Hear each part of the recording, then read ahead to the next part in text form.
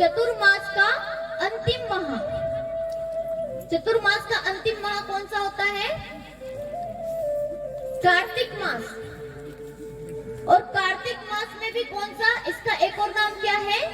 दामोदर मास। तो इसमें भगवान दामोदर की लीला का श्रवण किया जाता है। आइए उस कथा को हम सब भी श्रवण करें। और ये हम सबका परम सौभाग्य है कि हमको इस मास में ये कथा श्रवण करने को मिल रही है, क्योंकि इस कथा का नित्य नित्य श्रवण किया जाना चाहिए, नित्य नित्य श्रवण करना चाहिए इस महीने में। लेकिन हमें एक बार भी मिल रही है और हमें कहने को मिल रही है, हम बड़े सौभाग्यशाली हैं। और भगवान श्री कृष्ण के चरणों में इसके लिए कोटि कोटि प्रणाम और कोटि कोटि उनकी कृपा हम सबको प्राप्त हुई है। करोड़ों करोड़ों गुना भगवान की हम सब पर कृपा है, जो वो ऐसी भागवत की कथा को इस माह में हमें श्रवण कराने का अवसर दिया। श्री बालाजी के चरणों में कोटि कोटि प्रणाम। तो दामोदर लीला में प्रवेश करें। एक बार कन्हैया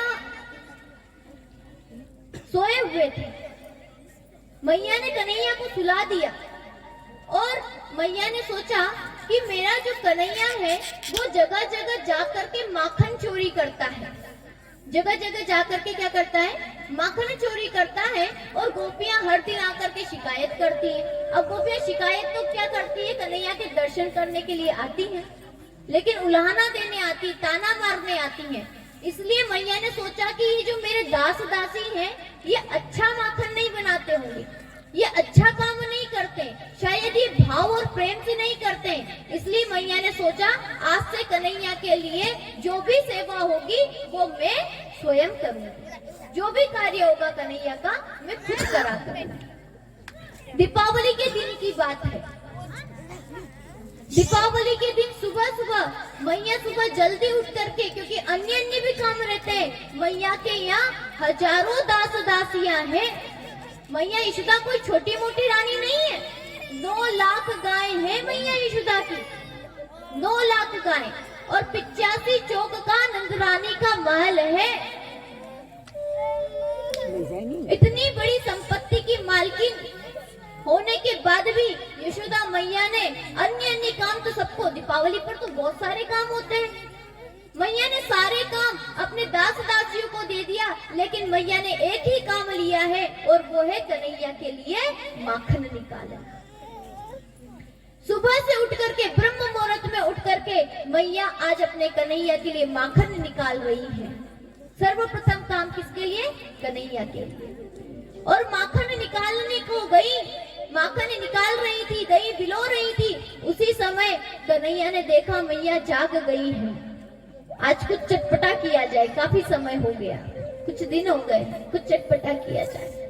कन्हैया भी उठ कर गए और मैया रात को रोज कन्हैया को काजल लगाती है आंखों में। जो काजल लगा हुआ था, अब भगवान जैसे ही सुबह से उठे तो भगवान तो माल लीला करने में बड़े ही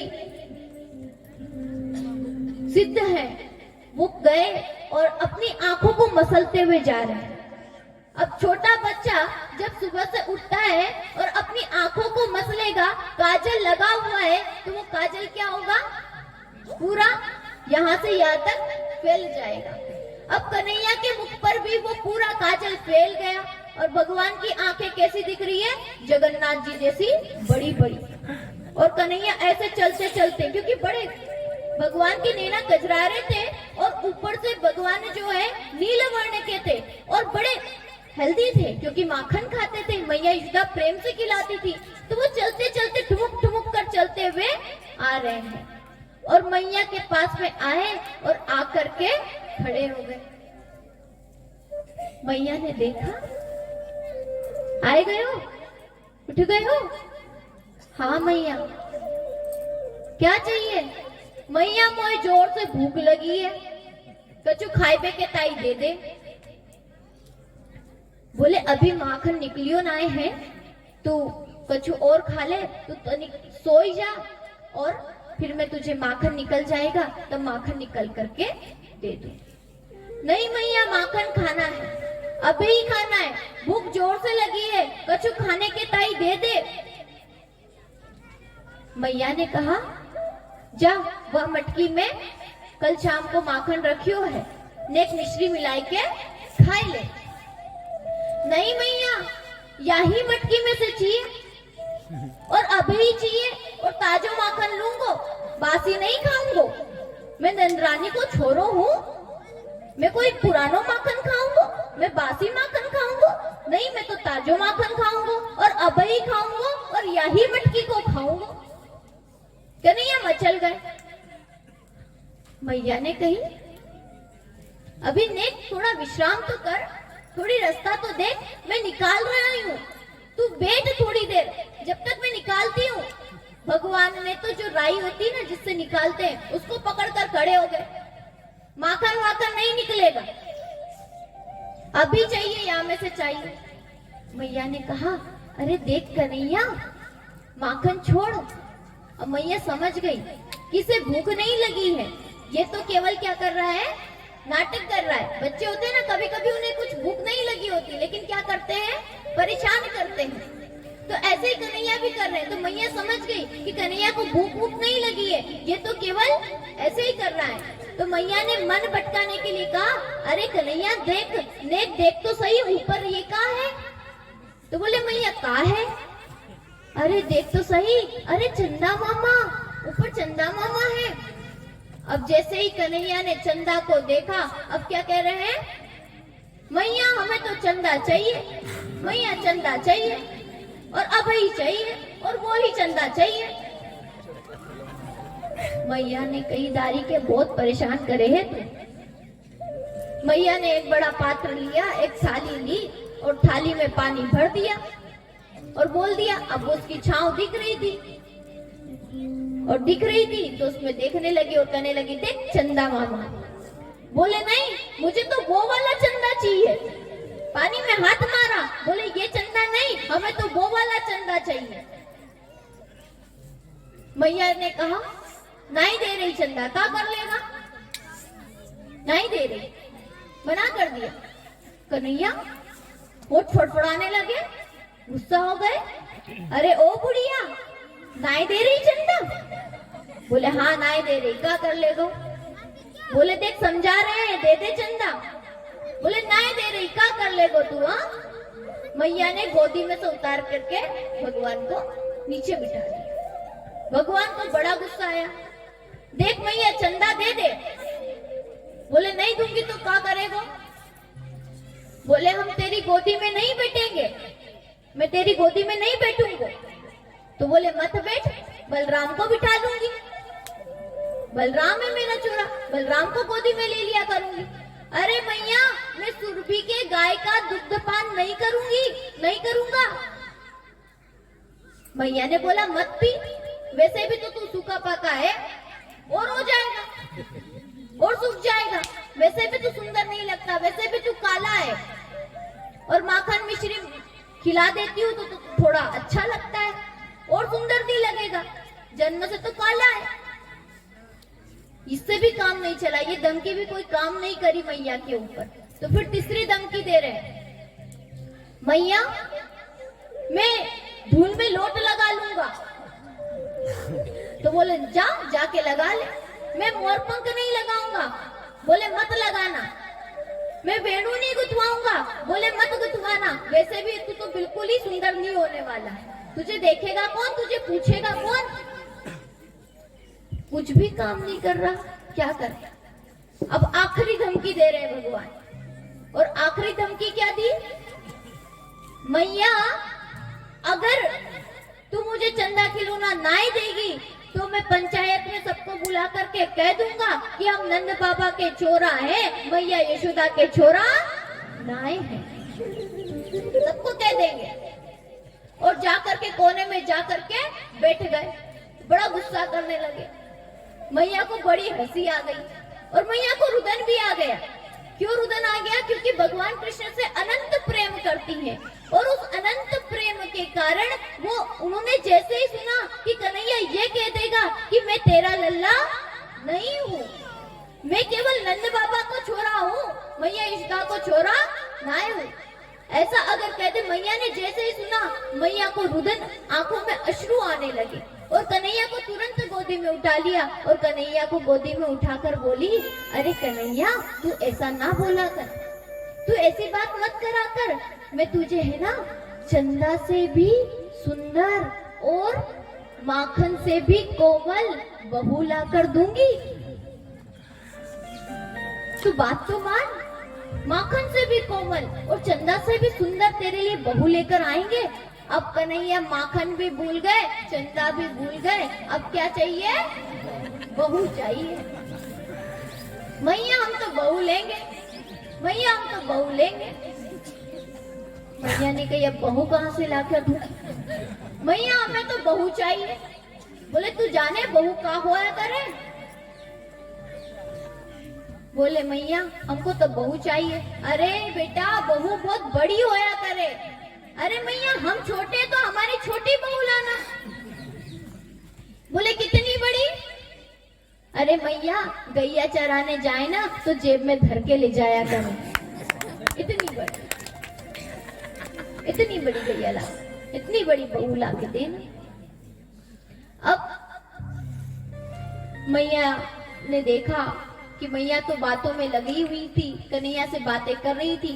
कई बार ऐसा होता है कि माताएं जब वात्सल्य में होती हैं, अपने पुत्र के प्रेम में होती हैं, तो वो अन्य अन्य काम को भूल जाती है। उनका मन नहीं करता कि वो अन्य अन्य काम करे, वो केवल अपने पुत्र को दुलार करती रहे। और मैया यशोदा भगवान से बातें करने में लगी हुई है और उधर देखा कोई गोपी ने कहा, उनकी दासी ने कहा, अरे ओ यशोदा तुम कन्हैया से बात करने में लगी हुई हो और तुम्हारा दूध तो उधर चूल्हे पर उफन रहा है। अब जब चूल्हे पर दूध उफन रहा था तो ये सुनते ही मैया यशोदा क्या करी, दौड़ी कन्हैया को गोद में से तुरंत नीचे उतारा और दौड़ करके दूध को बचाने लगी। अब कन्हैया इतना सहन करेंगे? कन्हैया को दोगुना गुस्सा है, वापस क्रोध आ गया कन्हैया को। अब कन्हैया ने क्या किया, अपने होठों को अपने दांतों से दबाया और होठों को फड़फड़ाने लगे। ये मैया की, ये बूढ़ी की इतनी हिम्मत, मुझे उतार करके चली गई। जब मर्जी में आवे तब लाड़ करे, जब मर्जी में आवे तब ये मैया उठा करके चली जावे और मुझे जमीन पर पटक गई। इसको दूध प्यारो लगे, दूध प्यारो नाए लगे। इसको तो दूध ही प्यारा है, इतनी सारी गाय है, इतना सारा दूध है, इतना सारा माखन है, लेकिन मुझे उतार दिया और दूध को बचाने चली गई। भगवान को बहुत बुरा लगा। भगवान ने कहा कुछ तो करना पड़ेगा। भगवान को क्योंकि लीला करनी थी, भगवान ने गुस्से में बाहर से एक पत्थर उठाकर लाए और पत्थर उठाकर लाए और जो यशोदा मैया की दादी सास के समय की मटकी थी उसमें दे पत्थर मारा।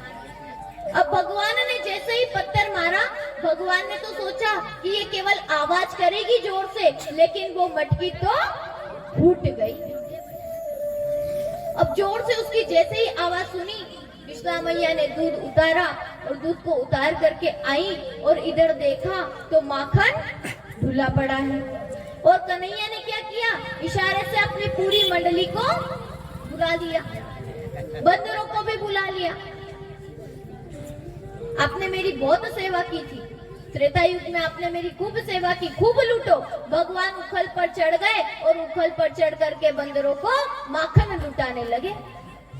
आप भी लूटो, आप भी लूटो। ग्वाल बालों को भी बुला लिया, सब सखा आ गए और भगवान के इशारे पर ही चलते थे, सब तैयार रहते थे। जैसे ही माखन चोरी की कई बात आती, सब तुरंत आ जाते थे।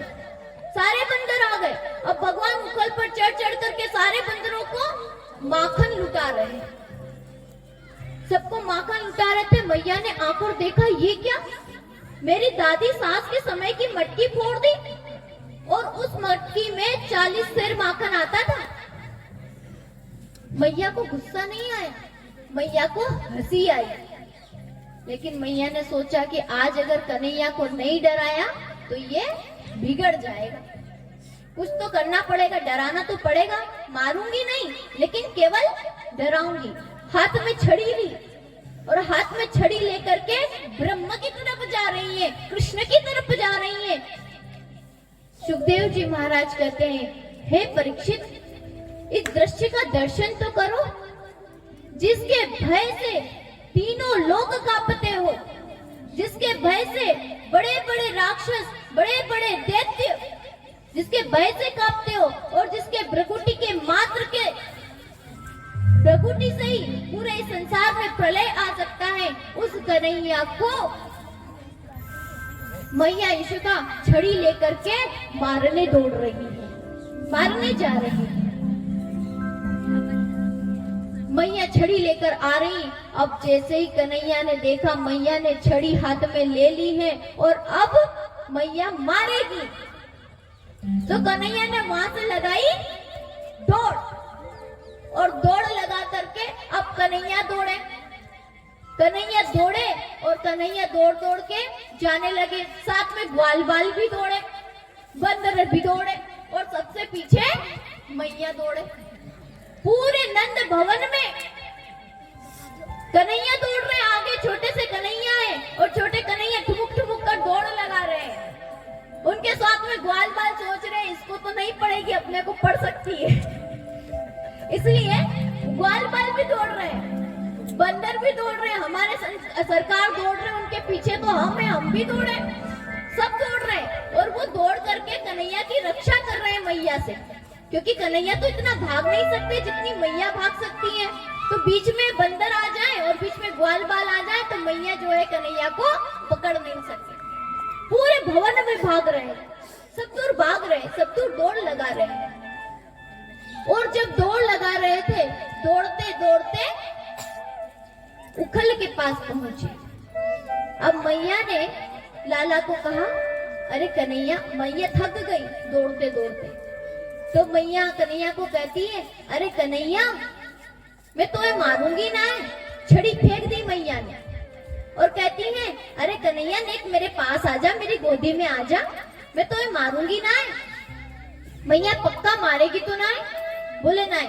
कन्हैया ने अब झूठा ही रुदन करना शुरू कर दिया, रोने लग गए। कभी कभी बच्चे करते हैं ना, कुछ गलती करते हैं और खुद ही रोना शुरू कर देते हैं और सचमुच में नहीं रोते, केवल नाटक करते हैं। तो भगवान ने भी झूठे के आंसू बना करके रोना शुरू कर दिया। भगवान रुदन कर रहे, नाटक कर रहे, रो नहीं रहे, केवल नाटक कर रहे। हाँ, ऐसे करके दोनों हाथों से रो नहीं रहे, बस नीचे गर्दन कर ली और ऐसे ऐसे करके नाटक कर रहे।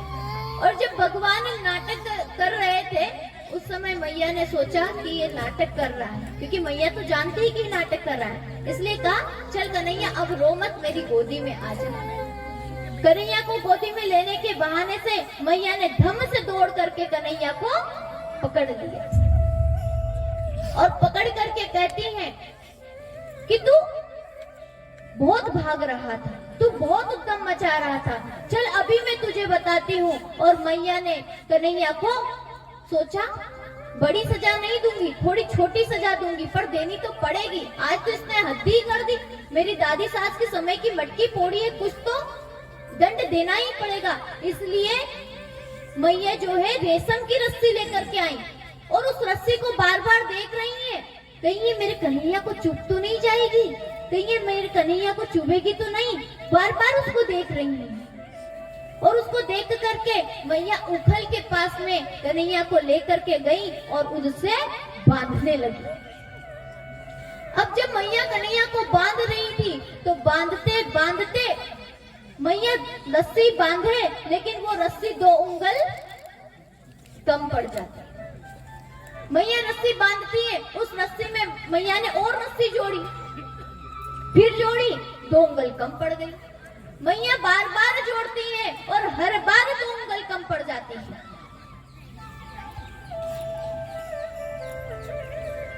महात्माओं के द्वारा इसके विषय में बताया जाता है, भाव बताया जाता है कि जो उखल है वो कश्यप है और जो रस्सी है वो अदिति है। और कश्यप और अदिति दोनों मिलकर के यह नहीं चाहते हैं कि कोई हमारे वामन को बांधे।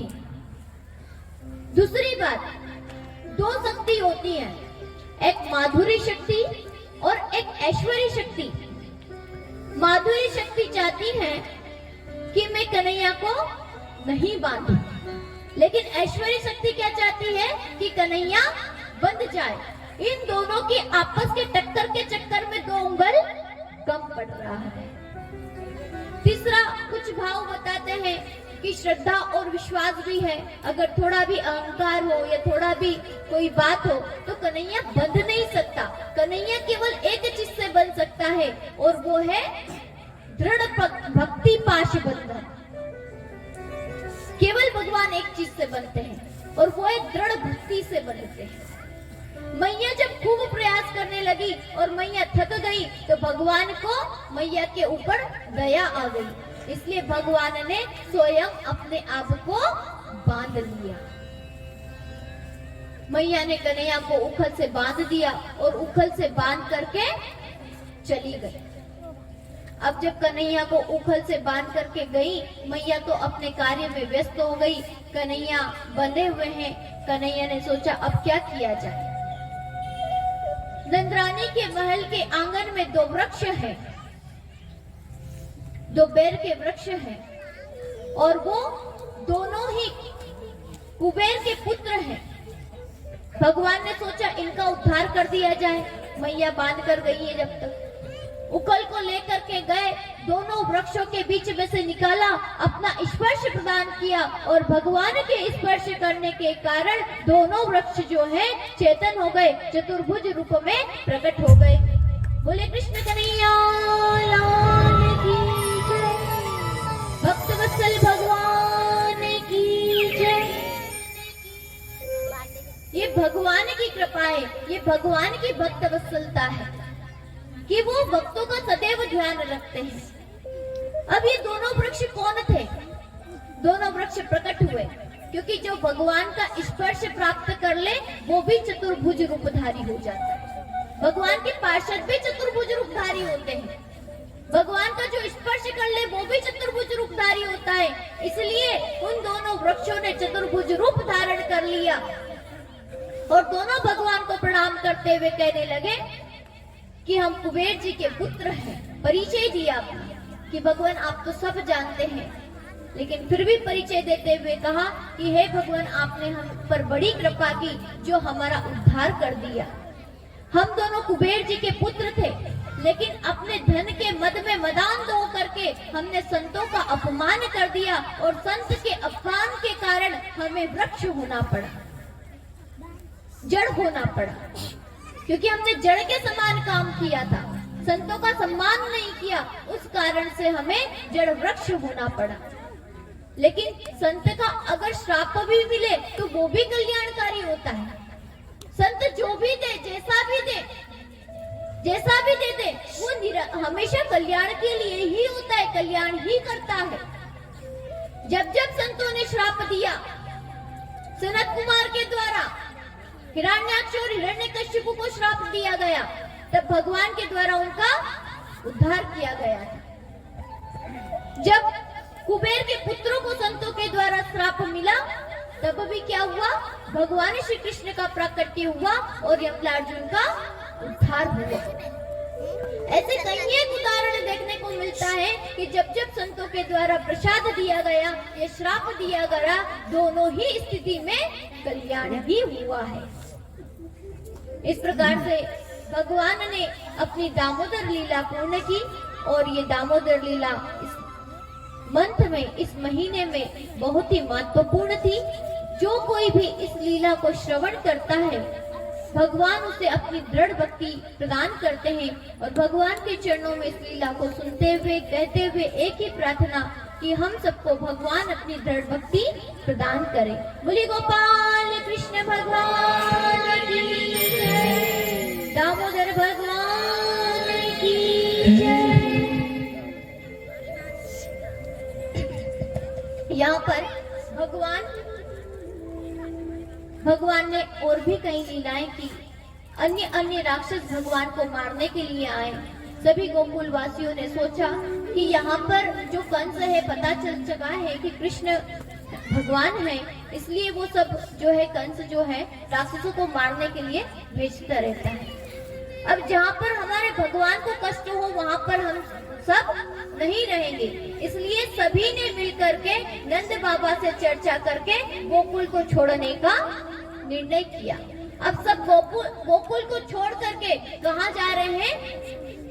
श्रीधाम वृंदावन में जा रहे हैं। सबने सोचा और विचार किया कि कहाँ जाया जाए, तो सबने विचार करके निर्णय लिया कि श्रीधाम वृंदावन में अब प्रवेश किया जाए। आइए हम सब भी श्रीधाम वृंदावन में भजन के माध्यम से प्रवेश करें।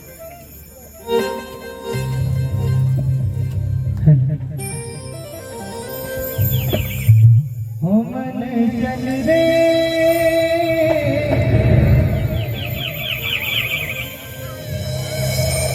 हो मन चल रे वृंदावन धाम राधे राधे गाए मन चल रे वृंदावन धाम राधे राधे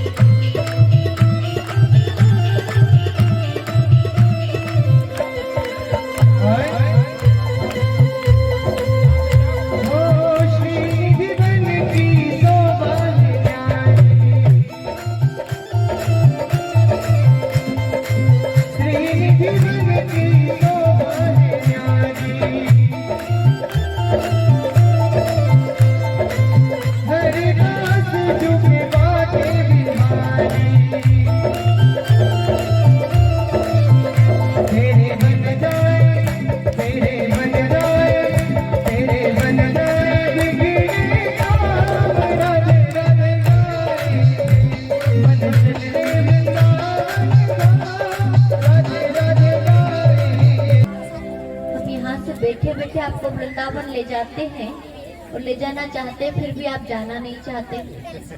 देवची वृंदावन से भी अच्छी है क्या? वृंदावन धाम जाने की बात हो तब तो चले, ठीक है।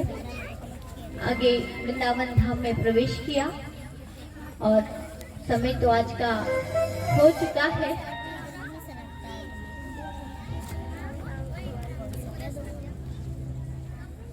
वृंदावन में भगवान की कई सारी लीलाएं हुई और वृंदावन के विषय में तो जितना कहा जाए उतना कम ही है और उसके विषय में पूर्णता से बोला ही नहीं जा सकता, क्योंकि जहाँ पर पूर्ण ब्रह्म रहता हो वहाँ के विषय में बोल पाना संभव है नहीं और समय है नहीं। इसलिए संक्षेप में हम लीलाओं का श्रवण करेंगे। भगवान ने वहां पर कालिया को रमणीक द्वीप में भेजा, कालिया के फन पर नृत्य किया, अघासुर आदि राक्षसों को मारा, उनका उद्धार किया। भगवान ने गोचारण लीला की और एक दिन भगवान ने देखा कि घर के जितने भी सदस्य हैं, गांव के जितने भी लोग हैं, नंदगांव के, ब्रज वृंदावन धाम के, वे सबके सब क्या कर रहे हैं? इंद्र की पूजा की तैयारी कर रहे हैं। अगर गोवर्धन प्रसंग कल सुना दिया जाए तो आज है समय बढ़ जाएगा, चलेगा? क्योंकि कम से कम भूमिका तो रखनी पड़ेगी।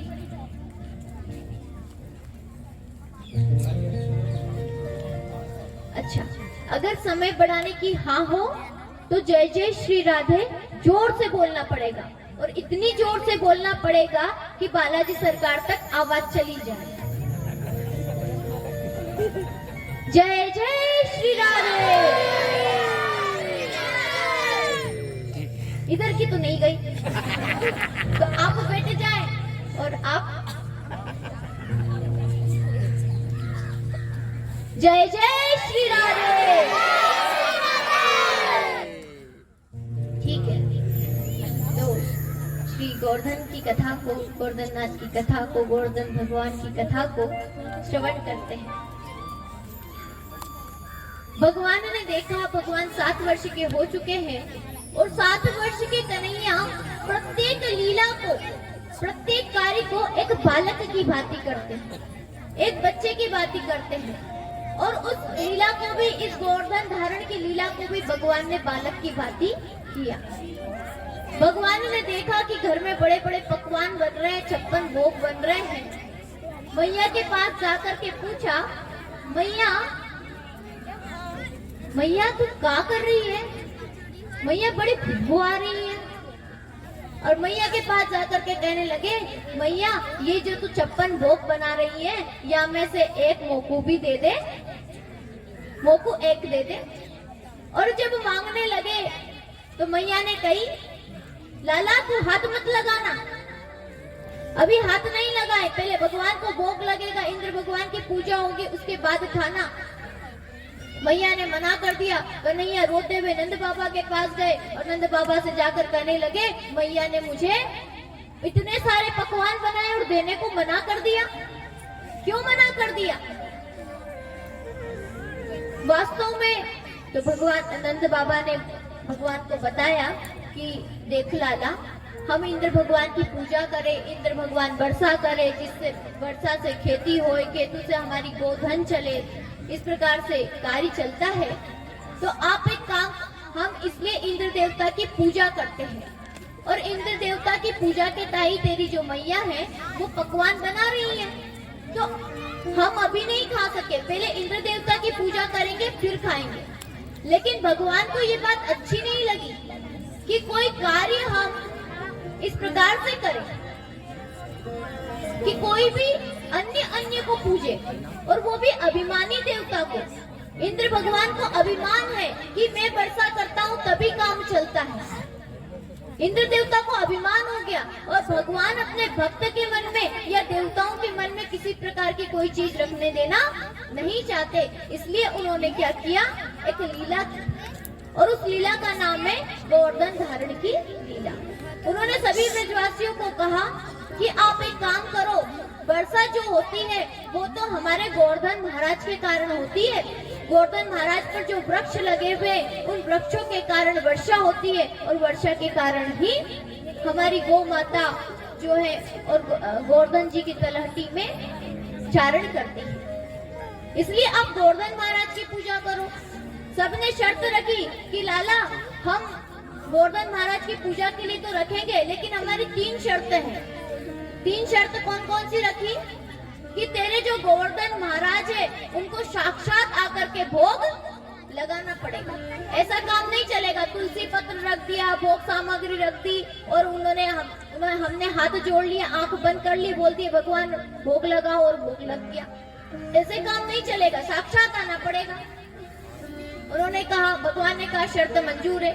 दूसरी शर्त रखी कि अगर इंद्र देवता का कोप हुआ तो उससे हमारी रक्षा करनी पड़ेगी। भगवान ने कहा ठीक है, मंजूर है। तीसरी शर्त रखी कि अगर हम जैसे भी पूजा करें, हमको नहीं पता पहली बार गोवर्धन महाराज की पूजा करेंगे तो जैसे भी पूजा हो उन्हें स्वीकार करनी पड़ेगी। भगवान ने हाँ बोल दिया। सबने तैयारी की, गोवर्धन महाराज के पास पहुंचे और गोवर्धन महाराज की पूजा करने लगे। गोवर्धन महाराज की पूजा की विधि जानते नहीं थे। पूजा की विधि कन्हैया ने बता दी और विधि जान करके पूजन करने लगे। अब गोवर्धन महाराज तो है 21 किलोमीटर के, 7 कोस के, उनकी पूजा कैसे होए?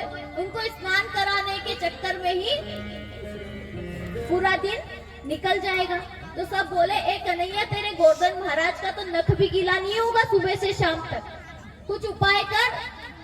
कन्हैया ने कहा सब आंखें बंद कर लो। सबने आंखें बंद कर ली।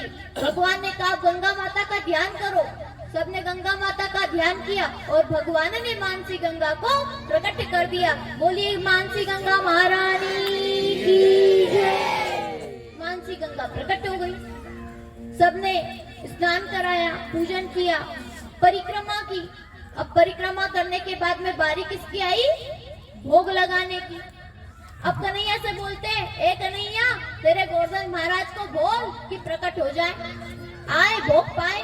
सबने 56 भोग रखे कन्हैया के सामने और कह रहे हैं कि आकर के भोग लगाए। ए कन्हैया तेरे भगवान को बोल, तेरे गोवर्धन महाराज को बोल कि प्रकट हो और प्रकट होकर के भोग लगाए। अब गोवर्धन महाराज भगवान को खड़े सामने।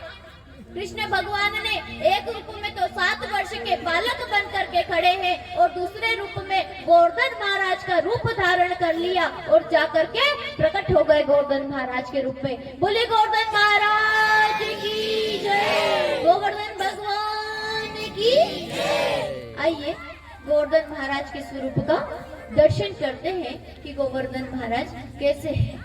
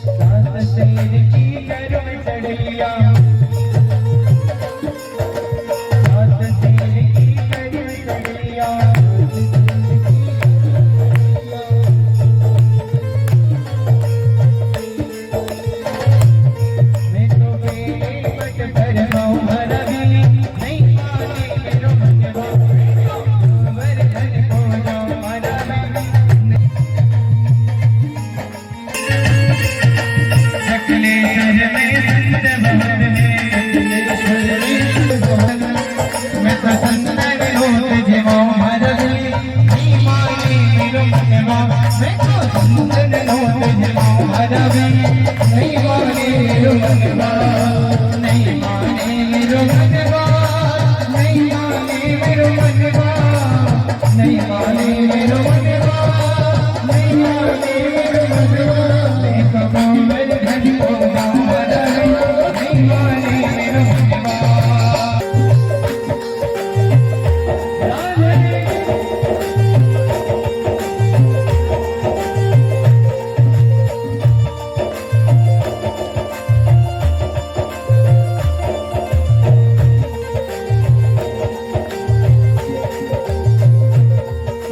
वृंदावन की कुंज गली में,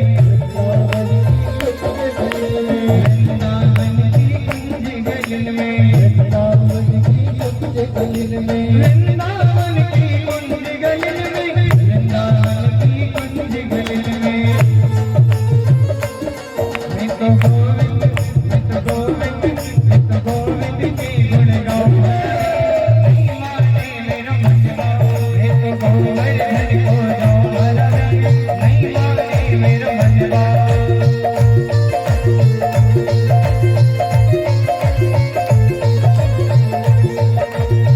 और दोनों हाथ उठा के श्री गोवर्धन महाराज महाराज मेरे माथे मुकुट विराज रहे हो।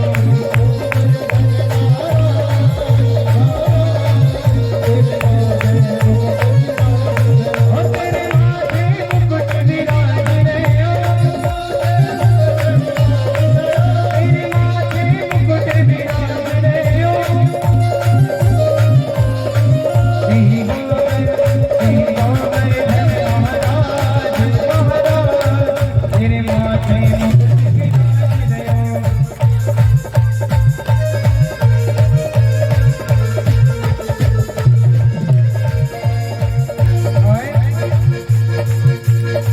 तो पे पानी चढ़े तो पे फूल चढ़े, तो पे पानी चढ़े तो पे फूल चढ़े, तो पे पानी चढ़े तो पे चढ़े, तो पे चढ़े, तो पे चढ़े उनकी हार हार तेरे माथे मुकुट विराज है। श्री गोवर्धन महाराज महाराज तेरे माथे मुकुट विराज है हो।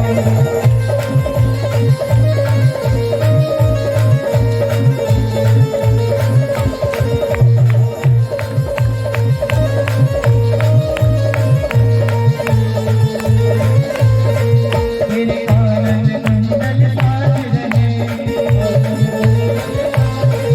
तेरे कानन कुंडल साज रहे, तेरे कानन कुंडल साज रहे, तेरी